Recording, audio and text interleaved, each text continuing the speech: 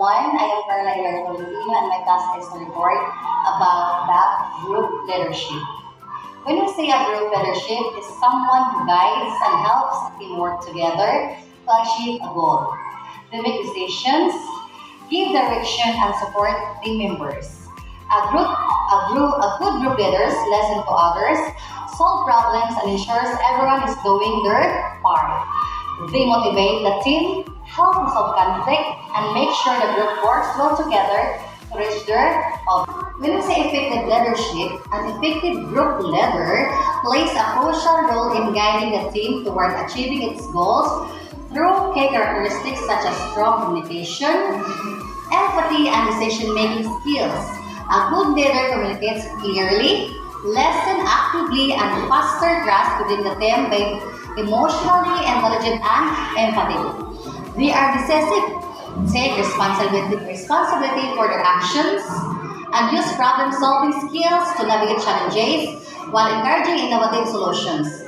Delegation is another important trait as it ensures tasks are distributed according to their team members' strength, empowering them to take ownership.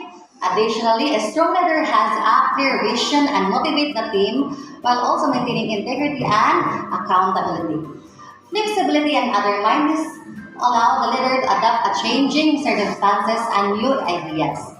By embodying these qualities, a group leader creates a collaborative, respectful, and productive environment that drives the team toward success. First is guiding that changes rationally. There are several types of leadership, each with a different approach. Autocratic leadership involves the leader making decisions alone without input from the team. And democratic leadership encourages team participation in decision making. And transformational leadership motivates and inspires the team to achieve great things. When we say transactional leadership focuses on setting clear goal and reward for performance. Laissez-faire leadership gives to give team members freedom and better supervision. Servant leadership prioritizes the well-being and growth of the team. And situational leadership adjusts the leadership style based on the situational needs of the team.